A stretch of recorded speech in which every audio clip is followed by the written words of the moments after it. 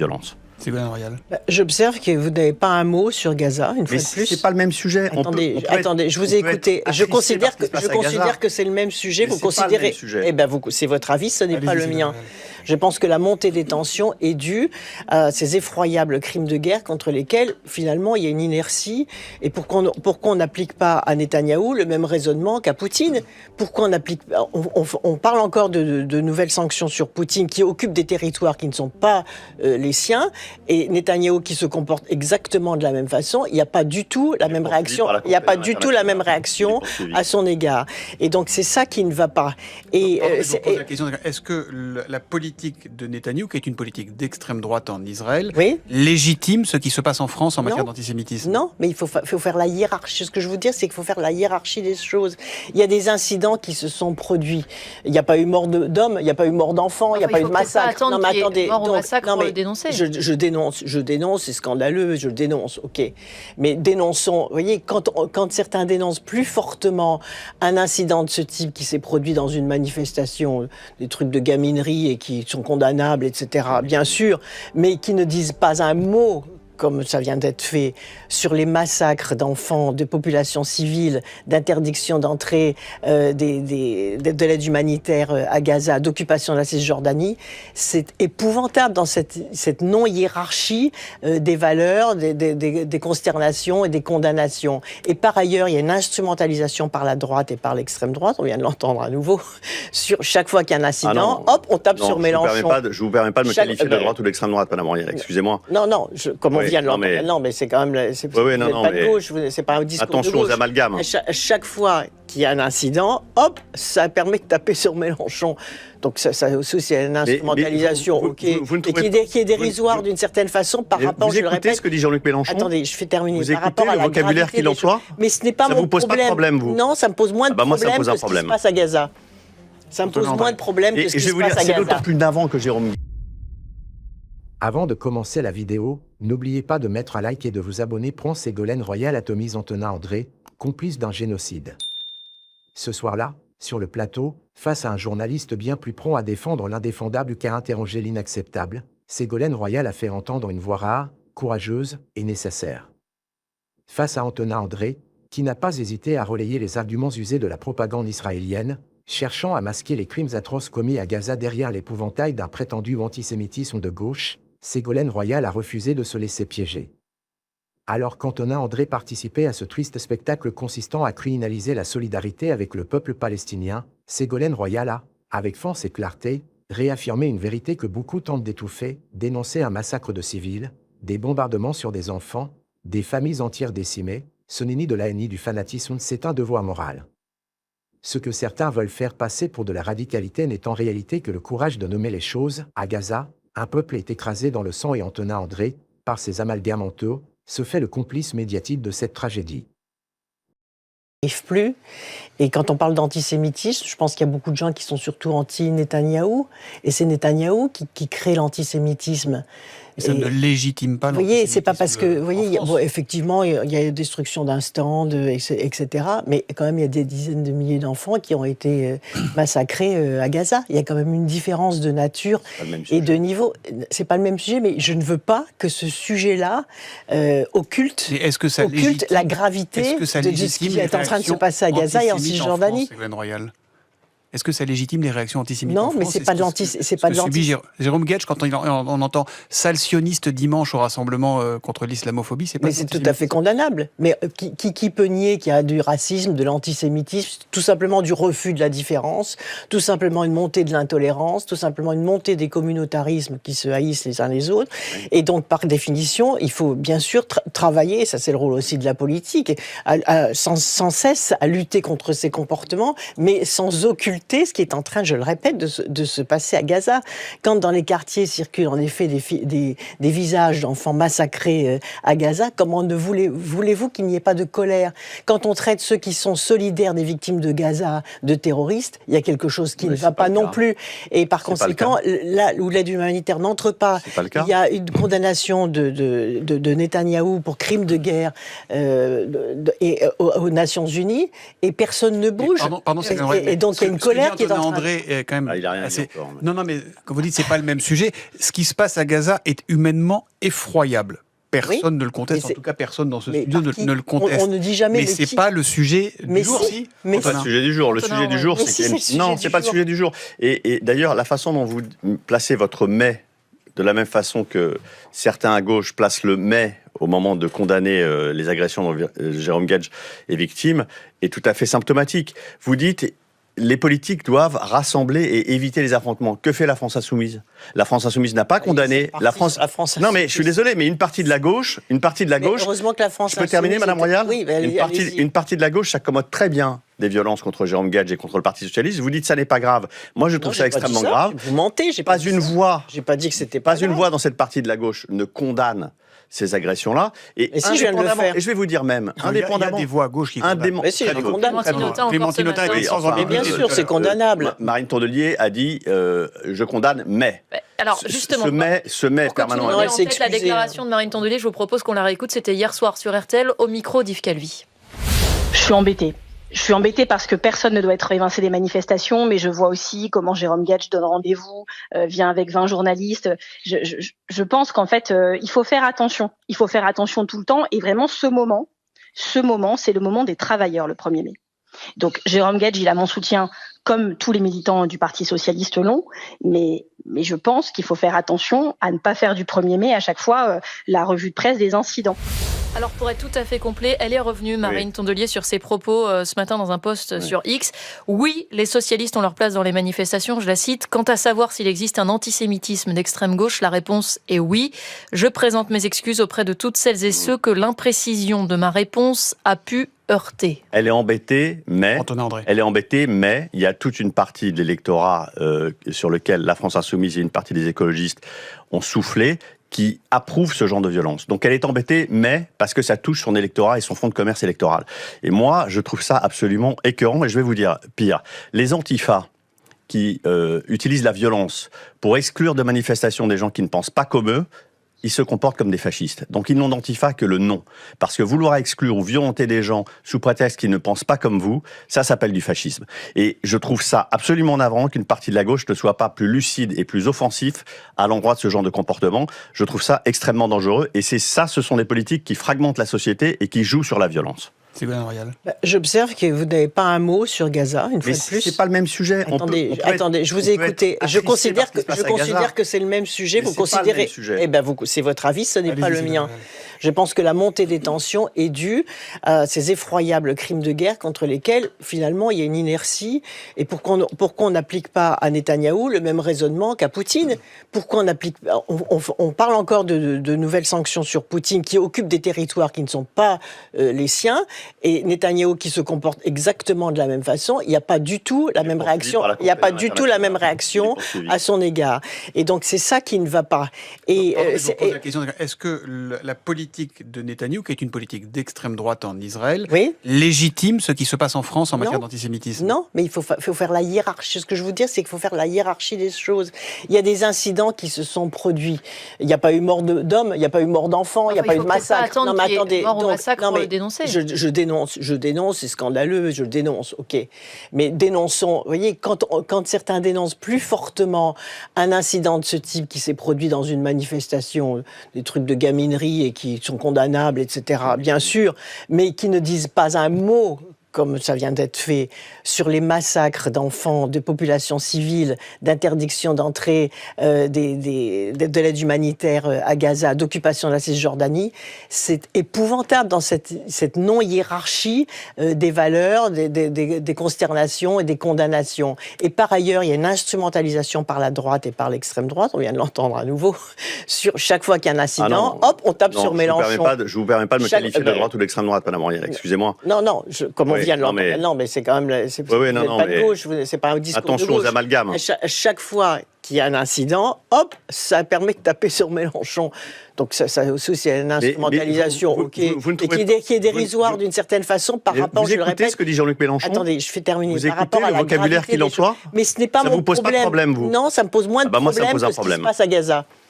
Ça me pose moins de problèmes que ce qui se passe à Gaza. C'est d'autant plus navrant que Jérôme Gage Jérôme Gage, il condamne la politique de Netanyahou. Il la combat. Il n'est pas du tout sioniste, Jérôme Gage. Il défend les intérêts aussi et le droit d'exister du peuple palestinien. C'est son combat politique. Donc, si vous voulez, cette espèce d'amalgame qui consiste à dire Jérôme Gage ne condamne pas ce qui se passe à Gaza, donc ce qui lui arrive est bien fait pour lui, pardonnez-moi, mais c'est absolument écœurant. C'est navrant. Mais vous devriez être... Mais j'ai condamné, mais je ne vais pas me scandaliser, grimper aux arbres, etc. Non, scandalisons-nous sur ce qui se passe à Gaza. On a l'impression, qu'on est obligé de choisir un camp aujourd'hui, soit du côté des Juifs, soit du côté des musulmans, soit du côté des Bleus, soit du côté des jaunes. On a le droit d'être très heurté, bouleversé, catastrophé par l'assassinat de M. Cissé dans la mosquée du Gard, de la même manière qu'on est outré quand ça se passe du côté des Juifs. Pourquoi on a cette impression non mais pas vous, mais on a l'impression que la classe politique nous oblige à choisir un camp. Vous avez ce sentiment, vous aussi, ou pas? Oui. En fait, on est humain. Alors, quand quelqu'un est massacré, qu'il soit juif, hindouiste, musulman ou... Mais vous avez totalement raison. Et pourquoi c'est pas simple à dire? Parce qu'il y en a qui cherchent à instrumentaliser. Avec Aboubacar Cissé, ce qui s'est passé cette semaine Oui, c'est ça. Alors que ça aurait dû être traité de la même façon que tous les massacres qui ont lieu dans des lieux de culte. Et ça n'a pas été traité de la même façon. C'est pour ça que ça a suscité de la consternation et des condamnations. C'est-à-dire, ça n'a pas été traité de la même façon. Le ministre de l'Intérieur s'est déporté sur place. La condamnation a été unanime de la part de la classe politique. Et simplement, une partie de la classe politique a instrumentalisé aussi ce fait-là pour expliquer qu'il y avait une victimisation d'une partie de la population, et notamment musulmane. Pourquoi ? Parce que c'est leur fonds de commerce électoral. Point barre. On va continuer à parler du 1er mai dans un instant avec vous, mais d'un autre 1er mai, celui du Rassemblement national. Jordan Bardella en a profité pour rendre hommage à la France qui travaille. À tout de suite. RTL Matin, c'est jusqu'à 10h. On n'est pas toujours d'accord, le débat du 9-10. Pendant que la gauche revendique le droit à la paresse, alors que la droite s'est dissoute dans le macronisme qui a mis l'économie à l'arrêt, le Rassemblement national, soyez-en fiers, devient chaque jour un peu plus dans le cœur des Français, le parti de la France du travail. C'était Jordan Bardella, le président du Rassemblement national, hier lors du rassemblement organisé par le parti aux côtés de Marine Le Pen à Narbonne. Sommes-nous un pays de feignants ? On peut se poser la question finalement quand on entend le président du Rassemblement national. Ségolène Royal, Antonin André, c'est ça notre problème ? Oui, on a un pays de feignants, oui. Ségolène Royal. Non, je pense qu'il faut faire attention parce qu'il y a beaucoup de gens qui aimeraient travailler. Quand on voit les drames d'ArcelorMittal, par exemple, où des centaines d'ouvriers vont rester sur le carreau. Quand on voit que Sanofi vient d'être vendu aux Américains, on sait que les Américains vont délocaliser. Donc il faut faire attention. C'est-à-dire il y a beaucoup de gens qui aimeraient travailler. Quand on voit le taux de chômage aussi des seniors, par exemple, ils aimeraient bien rester au travail. Quand on voit les contrats précaires des femmes, et notamment le temps partiel contraint, elles aimeraient bien parfois être à temps complet dans certaines professions. Donc moi je pense plus qu'il faut agir pour que le travail paye plus. Donc il se trompe, Jordan Bardella, bas salaire, d'être le parti de la France qui travaille. Ce qui était intéressant dans son discours, c'est qu'il s'adressait à la France qui travaille, mais pas forcément à la France que Ségolène Royal décrit des chômeurs et des gens qui n'ont pas d'emploi, et à la France populaire. Il s'adressait aux entrepreneurs. Et il a dit d'ailleurs à la fin de son intervention, nous aimons la France des entrepreneurs, et il y a eu tout un discours sur n'ayez pas peur d'une certaine façon, le Rassemblement national est business friendly. C'était beaucoup ça qui était dans son discours et qui est à front renversé avec le discours économique de Marine Le Pen, qui est plus à gauche économiquement. Voilà, qui elle s'adresse aux classes populaires, qui a reconquis des terres qui autrefois appartenaient à la gauche dans les bassins miniers, qui sont des gens qui ont été effectivement cassés par l'économie de marché et qui se sont retrouvés sur le carreau par le fait de la désindustrialisation.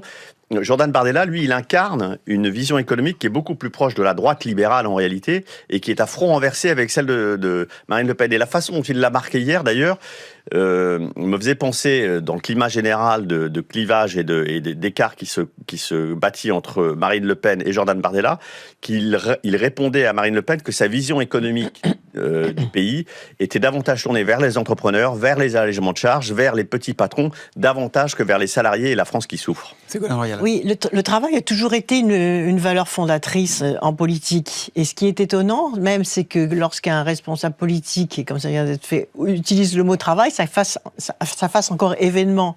Je me souviens de la campagne de 2007 où j'avais dit en premier, d'ailleurs avant même Nicolas Sarkozy, la valeur travail, je serai la présidente de la valeur travail. Sarkozy avait illustré ça ensuite par une formule bien connue pour gagner plus.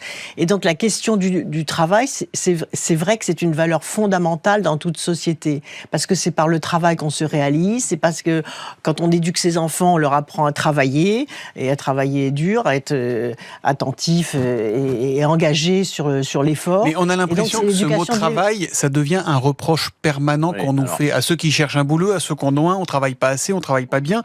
Mais est-ce que le sens de l'histoire, c'est pas, si on prend un petit peu de hauteur, de travailler moins, de profiter plus de la vie? Oui, bien sûr. Bien sûr. Non, enfin, c'est le cas d'ailleurs. Le sens de l'histoire, c'est de travailler, d'être rémunéré et d'être émancipé par son travail. Et c'est vrai, pour en revenir à un clivage droite-gauche, que une partie de la gauche ces dernières années, Sandrine Rousseau, son discours sur le droit à la fainéantise... L'émancipation, ça peut passer aussi à côté, en dehors du travail. Bien sûr, ça passe en dehors du travail, mais on est dans des sociétés tout de même où, si vous voulez, quand vous ne travaillez pas et que vous vous émancipez en étant dans l'associatif, ça ne suscite pas le même regard quand même du reste de la société. Le travail, c'est quand même une façon pour l'homme de se réaliser et d'avoir une représentation sociale qui est quand même importante aussi au regard de ses enfants. Par exemple, quand vous êtes chômeur, rentrer chez vous le soir et avoir vos enfants qui rentrent de l'école et qui vous voient à la maison un peu démunis, ça atteint fortement... Je dis pas de ne rien faire, mais on a l'impression qu'aujourd'hui, si tu n'as pas fait ton burn-out, tu as raté ta vie professionnelle. Non. C'est-à-dire, le juste concept, c'est l'équilibre. C'est-à-dire, c'est l'harmonie. C'est l'harmonie entre la vie professionnelle et la vie familiale, ou la vie des loisirs, ou la vie privée. Et c'est ça, ce qui est humainement, qui doit être humainement réalisé. Et la seconde chose, c'est qu'il y a un vrai clivage entre ceux qui sont heureux dans leur activité professionnelle, ceux qui sont stressés dans leur activité professionnelle, ils sont de plus en plus nombreux, et ceux qui sont esclaves de leur activité professionnelle, c'est-à-dire qu'ils ne l'ont pas choisi. Et donc, c'est vrai qu'on retrouve un clivage social, un clivage droite-gauche, c'est-à-dire on peut considérer en effet qu'il y a des salariés, des ouvriers qui sont assujettis à leur travail et qui n'ont pas ce droit à l'équilibre entre leur vie familiale, leur vie professionnelle, et surtout qui ont du mal à boucler les fins de mois. Et donc on n'est pas dans la même situation selon qu'on est en haut de l'échelle sociale avec des métiers choisis où on se réalise et des métiers que l'on subit. Alors, notamment beaucoup de femmes seules. On voulait aborder un autre choix de société, on peut le dire comme ça, en vous faisant réagir à cette proposition de Viktor Orban en Hongrie. Je vous propose de l'écouter, tout simplement, le Premier ministre hongrois. Les mères d'un enfant seront exonérées d'impôts jusqu'à leurs 30 ans, tandis que celles ayant 2 enfants ou plus ne paieront plus jamais d'impôts sur le revenu. Même en restant mesurés dans nos propos, c'est une révolution mondiale. Avec cette décision, nous garantissons l'avenir des familles hongroises pour des décennies. Relancer la natalité en ne faisant plus payer d'impôts aux mères de 2 enfants ou plus. Bonne idée, Ségolène Royal? Mais c'est incompréhensible, surtout. C'est aux mères ou c'est aux revenus de la famille. Foyers fiscaux, ouais. Moi, ce qui me gêne toujours, si vous voulez, c'est quand ce sont des hommes qui parlent de la relance de la natalité en instrumentalisant ce sujet de façon politique. C'est insupportable. Comme on a entendu Emmanuel Macron parler du réarmement démographique. C'est-à-dire, c'est des mots qui sont extrêmement pénibles et qui ont l'effet inverse. En même temps, faire un enfant, ça peut encore concerner parfois un homme et une femme. Non, ce que je pense... Oui, c'est ça. Ouais. Non, mais ce que je pense, c'est qu'effectivement, il y a un vrai problème de baisse de la natalité. Mais la question, elle est financière pour certains couples. Donc ça peut être une réponse, ça, une exonération d'impôts? Non, moi, je ne veux pas cautionner ça. Parce que je pense que la natalité ne s'achète pas. Je pense en plus que ce sont des promesses qui ne seront jamais réalisées parce que c'est infaisable. Oui. Ça existe déjà pour les mères de 4 enfants. C'est une instrumentalisation de la natalité c'est pour des raisons politiques. Et ça, je trouve ça détestable. Ce face-à-face restera comme le symbole d'un combat essentiel, celui entre la vérité et la propagande, entre le courage politique et la lâcheté médiatique. Face au sophisme d'Antonin André, qui préfère s'ériger en gardien d'une pensée unique au service des puissants, Ségolène Royal a montré ce que signifie encore, pour certains responsables politiques, le sens de l'honneur, de la justice et de l'humanité. Car il ne s'agit pas simplement d'un débat télévisé, d'une opposition d'opinion sur un plateau. Il s'agit de la réalité brutale de milliers de vies fauchées, de familles anéanties, de cris étouffés par les bombes, pendant que d'autres, bien au chaud dans leurs studios parisiens, s'emploient à tordre les faits, à relativiser l'horreur, ou pire à la justifier. ce que défend Antonin André, consciemment ou non, c'est cette logique perverse qui transforme la résistance des opprimés en crime et blanchit les massacres d'État derrière des faux-semblants moraux. Mais la vérité finit toujours par s'imposer. Et Ségolène Royal, en refusant de céder à la peur, à la pression médiatique et au terrorisme intellectuel, a donné une leçon non seulement à Antonin André, mais à tous ceux qui tentent de faire taire les consciences.